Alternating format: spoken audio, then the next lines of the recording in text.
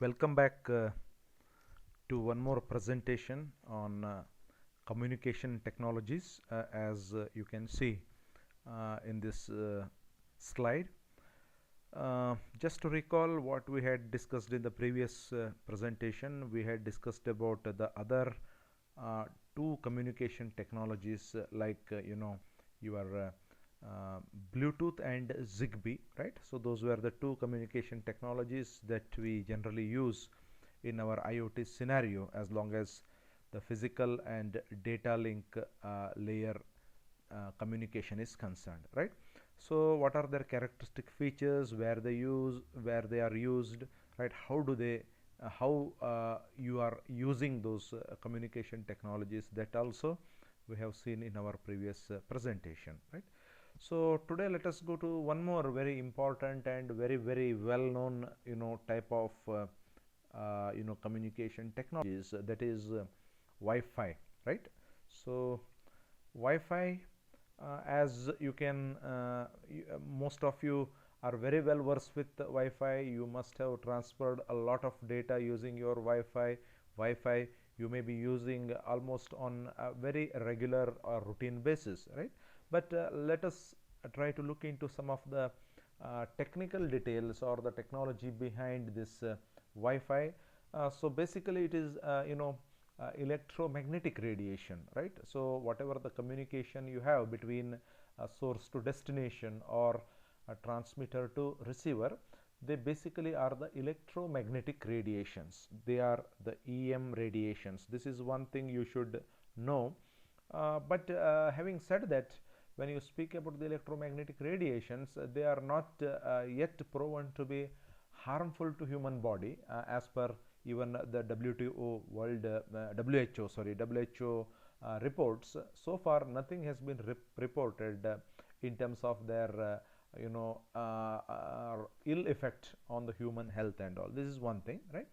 And so you make use of the electromagnetic radiations. Basically the informations, could it be text, or it could be video or any file, anything, right? So they are being sent in the form of zeros and ones, as you know, right? On and off. So a cluster of such data, they are sent, but fortunately at a very high speed. Okay, it's a very high speed. So the frequency of this Wi-Fi is of the range of about 2.4 gigahertz to approximately 5 gigahertz, right? So this is the range of the frequencies of the Wi-Fi signals. So you can just understand at what high speed you will be able to have the data transmission, right? Again, it is as per the IEEE 802.11 protocol. So 802 is all the communication protocols, as we have seen. Again, in this we have got different subsets. Some of them we have already discussed, right? So this 802.11 stands for the Wi-Fi protocols. Okay, so way back in the year 1997, this is the complete the Wi-Fi type of the data communication began. Dr. Oslowan, right? He is the pioneer or father of Wi-Fi. You can Google and find out all the details, right? So basically this Wi-Fi communication makes use of 23 channels, as we have seen in the form of the earlier one, which we have seen in the case of Bluetooth, right? It makes use of 79 channels. So here Wi-Fi makes use of 23 channels. Basically the binary code, right? Zeros and ones, okay, zeros and ones, they are getting converted into wave frequency, right? That is the electromagnetic radiations, right? And typically you have about 100 feet, okay, as the transmission distance, as long as the Wi-Fi is concerned. But as and when the different versions appear in our commercial world, so this particular thing may get changed, right? And whenever we come across that, we will discuss about those things, right? So this is what is the general structure what you can have or the general information what you can have as long as the Wi-Fi communication is concerned. Now let us go into the details as per our requirement. As you can see here, okay, so an interface technology, right, an interface technology between, or it is based on IEEE 802.11 standard, as I have already told you, 802.11 protocol. Basically it is used for wireless local area networks, WLANs, right? So we have got different computer networks, 11 different types of the computer networks we have seen, and accordingly which network makes use of which kind of communication technology, that is also very important when you go for the design, right? So basically this Wi-Fi, it is confined, or it is generally dedicated, or it is found useful for the wireless local area networks, right? Or since it is already wireless, it is useful for the local area network, right? You can have some of the main applications: connectivity through home access points, public hotspots, enterprises, universities and offices. These are some of the typical applications, right? Wi-Fi enables internet connectivity of distributed WLAN networks, right? So wireless local area network, okay. So these are some of the general informations what you can have, and let us look into some of the important features among the Wi-Fi important features of the Wi-Fi. So now you can see here, when you look at this 2.4 gigahertz IEEE 802.11b adapter. So again in 802, okay, once if you take this as 802 as the main set, you have got different subset as I have already mentioned. So 802.11, again here you have got B. They are again the subsets which again further characterize the different features of the Wi-Fi protocols, okay. So you have 2.4 gigahertz IEEE 802.11b adapter, or 5 gigahertz 802.11a or 802.11g, right? So this basically differentiates between the operating frequency what you have in 802.11a, b or g. There are different subsets there, right? So they basically differentiate between the different operating frequencies over which your Wi-Fi operates, okay. So now you can see here interfaces use 2.4 or 5 gigahertz antenna. This I have already made a mention in my previous slide itself. Offers mobility and roaming, have easy installation, simplicity and flexibility. These are the very important features of the Wi-Fi, because after having seen all these communication technologies, we need to make the comparison, right? Ultimately when you go to the design of an IoT system, so for a particular application, which kind of communication technology would be more suitable, so that decision you should be able to take. So that is the reason why understanding individual technology is one part, and after having understood the characteristics of individual technologies, what you need to do is you need to compare them also. So therefore these points are very important for us to keep at the back of our mind for the purpose of comparison among various communication technologies, right? Easy installation, simplicity, flexibility. See here the cover range now is 30 meter to 125 meter. In the previous slide I had shown you it is about 100 feet or something like that, right?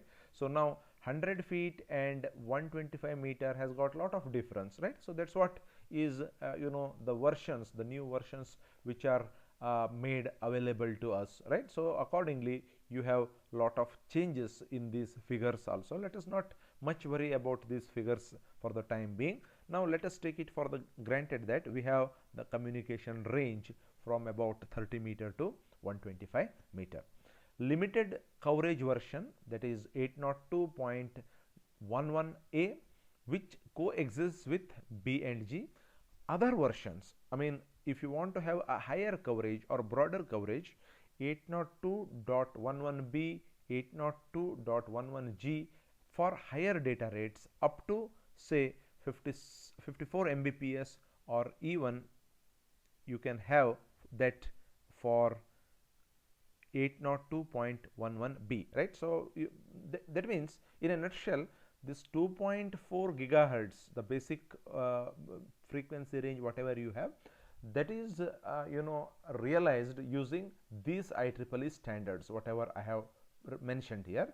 And if at all you want to go with a higher version, that is higher data transfer speed, then you will have to have the protocols of 802.11g or b, something like that, right? So the detail of these things are definitely available in our IEEE protocols. And I think at this juncture, since we are studying about the fundamentals of these things, it is absolutely not necessary for us to go into all those details. However, if you are studying an advanced course on computer networks or something like that, probably those things are very essential. Okay, so now let us look into some more important features of this Wi-Fi.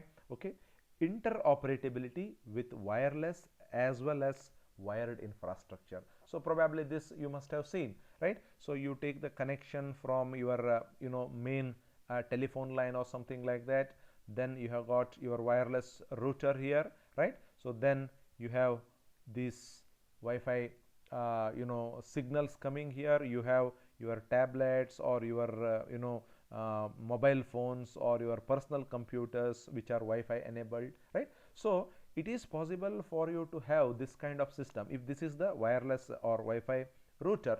So you may have a modem here, right? I will draw a separate diagram here for your ease of understanding, right?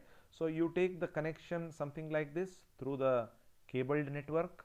Okay, so you may have a modem here, modulator or demodulator, wherein the analog signal, suppose if you call this as a telephone line, okay, if it is the telephone line where the signals are analog in nature, you have the analog signals, right? So the analog signals come here and they get digitized in your modulator or demodulator. These things are essential for you to know. So then it comes to your Wi-Fi router.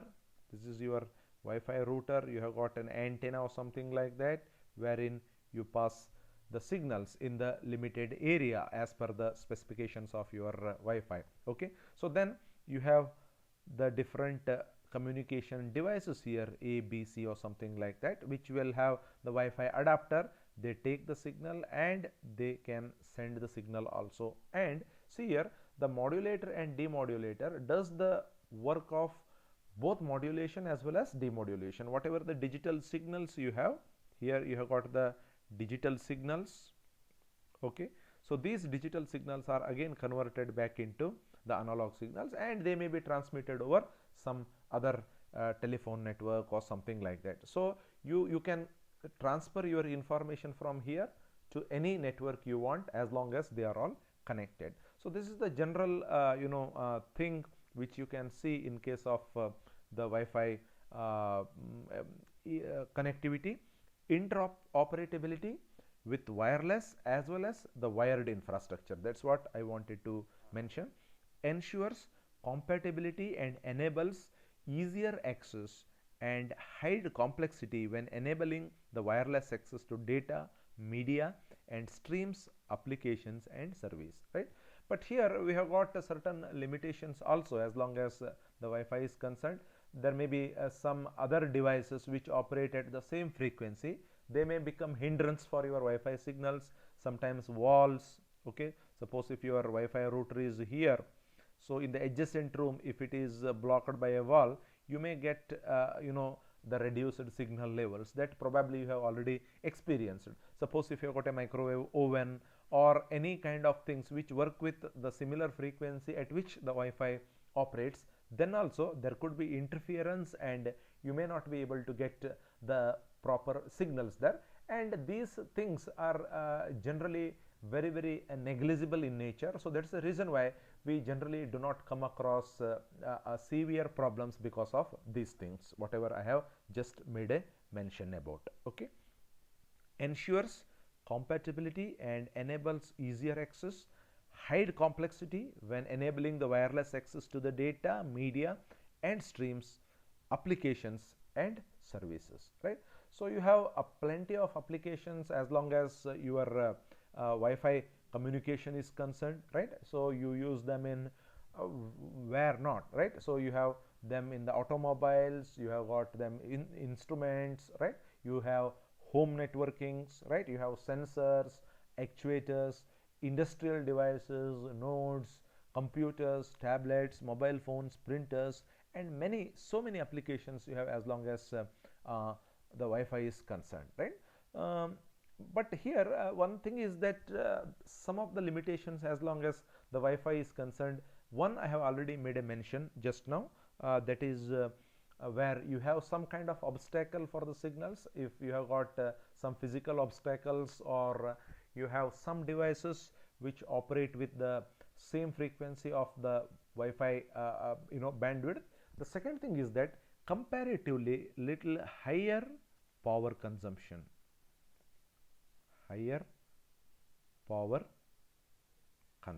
so this is another what you can call is a drawback. But so nowadays we have become so familiar and so accustomed to Wi-Fi that this particular parameter is nowhere felt, according to me, right? People definitely might have felt it in different contexts. Okay, this is about the Wi-Fi, right? So how exactly the Wi-Fi works, what are the IEEE standards or the protocols behind developing the Wi-Fi, right? What is the frequency range, at what speed the Wi-Fi signals operate, what is the nature of the signal, electromagnetic, right? How the data transfer takes place, bit is getting converted into electromagnetic radiations transmitted, then again in the reverse manner the vice versa happens, right? So all these things we have seen as long as the Wi-Fi is concerned. Again, I will recall, we are discussing about the different communication technologies that are used in our IoT scenario, right? So started from near field communication devices, right? Then we started the discussion on RFIDs, radio frequency identification devices. Then we have seen about the Bluetooth, right? Then now we have seen about the Wi-Fi. Of course, in between we have also seen about the Zigbee. So we have seen what exactly is a Zigbee communication model, right? So these are some of the models. Now let us some of the very important modules, right, which we are generally very familiar with in the present context as long as the IoT is concerned. But these are not limited to only this, right? We don't limit the communication technologies only to these 5 devices, but you have got something else, right? So you have got RF transceivers and RF modules. RF stands for radio frequency, as you know, right? It is radio frequency. RF stands for radio frequency. So this radio frequency range is a very, very comfortable range for all our the physical layer and data link layer data communication, right? So RF transceivers. So you know what is the meaning of transceivers, right? Transmitters and receivers. So you can have the transmitters and receivers in the same thing. So a transmitter could behave as a receiver and vice versa, right? So that is the reason why we use this word synonymously as transceivers. And you have got the radio frequency modules also. The number of systems use RF modules and applications needing wireless connectivities. It could be in the security, it could be in the telemetry, telematics, right? You know what is the meaning of telemetry? Having the control over 2 things over a long distance, whatever it is, right? There could be different things in the telemetry, telematics, right? Fleet management, home, right? So basically here in the radio frequency communication we have got a transmitter, a receiver, which we togetherly or synonymously call it as transceivers, transmitters and receivers, right? And how exactly this radio frequency signals are obtained or generated? By means of the oscillator. You have already seen how the oscillators are used to generate the signals of different frequency, right? In your analog electronics, you have studied the methods of generating the high frequency signals using the different oscillators, right? No need to again go back and mention about all those things, right? So an oscillator generates radio frequency pulses of required active duty cycle. You know how to control the duty cycle, how to control the frequency and other things, and it connects to a transmitter, right? So once it is connected to transmitter, you have the receiver which receives that, and in that way it is possible for us to have the communication between the transmitter and receiver, wherein you generally find the use of these things, especially in the security in the sense, see, one person will be at one particular place, another person may be at another place, another person may be at another place, right? If at all they want to intercommunicate with each other, right, about discussing on the various issues with respect to security. So many vehicles have come inside, you stop the gate, right, you open the gate, like that, so many things, right? So in such cases, probably you find the application of this RF transceivers, telemetry, whichever are distantly located, there also you can make use of the radio frequency transceivers or transmitters and receivers, or in the form of RF modules. But now, since our Bluetooth and Wi-Fi or Zigbee or NFCs, the near field communication devices, they have become so popular that these devices have been overshadowed, right, by the advantages of these technologies, the mention of which I have just made. Could it be Bluetooth or Wi-Fi, or it could be Zigbee, not to the extent of the Bluetooth or Wi-Fi, maybe, or even your near field communication devices, NFC devices, right? So the card reader and other things. Okay, so this is another area wherein you can discuss something about the communication devices as applicable to the IoT scenario, right? Now, apart from this, we have got something else, okay, which you can see here right in front of your screen. You have GSM. All these words are probably the familiar words to you, GPRS, but according to me, as per my understanding, you don't know much about these things, right? UMTS probably you have not come across. LTE definitely you must have come across, right? So those who are using mobile phones with the modern day internet connectivity, WiMAX, right? So this also probably you have not come across. So among this, I think you know what is this GSM, GPRS and LTE as per my understanding is concerned, right? So now mobile phones, provision for the USB wired port, Bluetooth and Wi-Fi devices, wireless internet connectivity using GSM, GPRS, UMTS, LTE, WiMAX services of mobile service providers, and Wi-Fi using PCMCIA card. I will just tell you what exactly I mean by these things. I will take up one by one here. First, let us start with the GSM, right? So now, as you can see here, GSM stands for Global System for Mobile Communication. Mobile communication, okay, but this is not being spelled out there. So Global System for Mobile, GSM. Basically, as you can see here, the GSM is based on the satellite communication. This is based on the satellite communication, and it was conceived in the European Telecommunication Union way back in 1970, right? And it transmits and receives the data at a frequency range of 800 megahertz to 1900 megahertz. Again, this is also almost at par with your the Bluetooth or Wi-Fi. Wi-Fi is going up to 5 megahertz if I am right. So 850 megahertz to 1900 megahertz. Sorry, Wi-Fi goes up to 5 gigahertz, right? So this is almost 2 gigahertz here, right? So you can consider this as a technology, and it makes use of a technology called time division multiple access. TDMA, time division multiple access. So what do you mean by time division multiple access?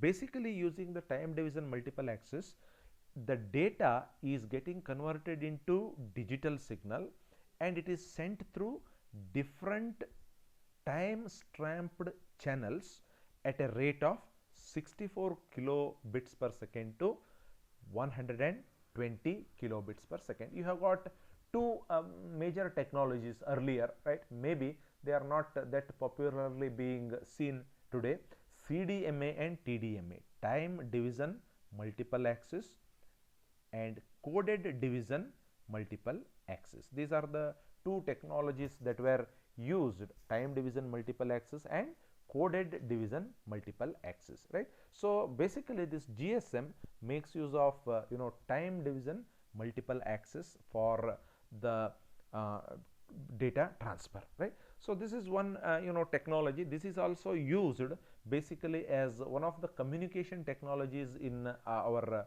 general communication. But once the IoT has come into picture, I am really worried whether the GSM or the other technologies which I am going to mention now, they are really able to compete with our contemporary technologies or not. But nevertheless, we have to understand what exactly is the meaning of the different technologies. Could it be GSM or anything else? Okay, this is as long as the GSM is concerned, global system for mobile. Then after that we will go to the next one, which we have spoken earlier as GPRS, General Packet Radio Service. General Packet Radio Service. These are some of the common terminologies which you need to at least know and understand. If not, you use them. Okay, again it is derived from your European Telecommunication Union, and how it is different from your GSM is that it uses radio resources for sending and receiving information, right? So the radio resources in the sense the radio frequency signals, higher data speed compared to GSM, right? Since it makes use of the radio signals, where your GSM makes use of TDMA, that is the time division multiple access, which is limited by this particular speed, 64 kbps to 120 kbps. Okay, so now your GPRS, it makes use of the radio sources, therefore definitely it has got the higher data speed compared to GSM, General Packet Radio Service. Again it is also conceived by European Telecommunication Union. Okay, so that is the second one. Now the third one, which I have earlier mentioned, that is UMTS, Universal Mobile Telecommunication System, right? Universal Mobile Telecommunication System. Again it falls under the category of your 3G, and it is possible for us to have the data transfer up to a speed of 2 Mbps, right? So a text or digitized speech or video or voice or multimedia, all these things can be transmitted using UMTS. But really as of now, right, so as I have previously mentioned, the contemporary technologies which we find more suitable and more familiar to our day-to-day activities, they have really overshadowed all these technologies which I have been mentioning now. Okay, but you please try to understand UMTS stands for Universal Mobile Telecommunication System, and it is on the basis of 3G, the third generation communication. Okay, so after that the last one we will see here, the last thing which we have seen in our previous slide, that is WiMAX, right? Wireless broadband communication. So you can see here wireless broadband communication, which is wireless, right? You can also interpret it as worldwide interoperability for microwave access. We had one WiMAX from our BSNL. I don't know how many of you remember it, right? BSNL had got a service of WiMAX, right? So it is again as per the IEEE 802.16 standard. So this is also again a question mark now whether it is really being used, because we have got so many such technologies which have been developed and which have extincted, right, in a very short period of time. So the technologies keep changing, right? So I don't have much idea about what is the present status of this WiMAX, worldwide interoperability for microwave access. Okay, then the last one here, okay, you can see here. So probably all of you must be very familiar with this LTE, right? Long term evolution, right? So those who are using your mobile phones, so definitely you must have come across this word LTE, long term evolution.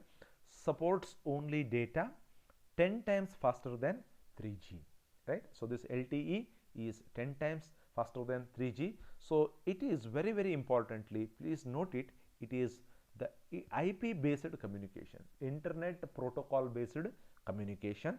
So you have the data speed up to the order of 1000 Mbps. So Gbps, it is going into the Gbps, very high speed. That is the reason why you have the reduced latency. I have already told you what exactly we mean by latency, the lack of speed, okay, the intended speed getting reduced due to so many bottlenecks in the system. So it is possible for us to have reduced latency, and we can assure the data transfer in the prescribed time period, right? So LTE, it is an internet based communication protocol up to 1000 million bits per second you can have the speed. So it's a high speed and it supports only data, right?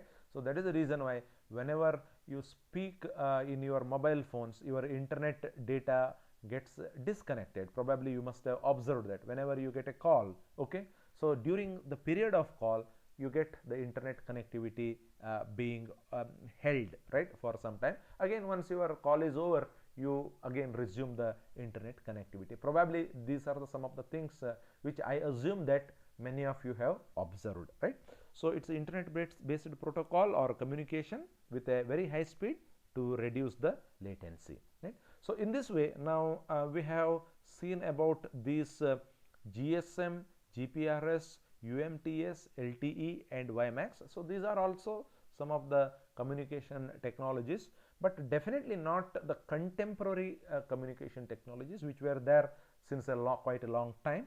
But as long as IoT scenario is concerned, for the communication technology, so we generally rely upon the near field communication or your Wi-Fi or Zigbee or Bluetooth, right, generally, right? But as long as the wired communication is concerned, you have got some more, right? So whatever I have spoken so far is the wireless communication technology, but the wired communication technologies are also used in our IoT scenario, because that all depends upon where exactly you use them, what situation will permit you to use the wired communication. Okay, in our next presentation, let us go into some of the aspects of the wired communication, how the different wired communications are used, right? So before that, we will have one more wireless communication, that is wireless USB. Okay, wireless USB, how exactly the wireless USB communication is used in your IoT scenario, and that is also a part of the cluster of the communication technologies what we have discussed so far. Okay, if you have any doubt here or any clarification, please get back to me. Thank you.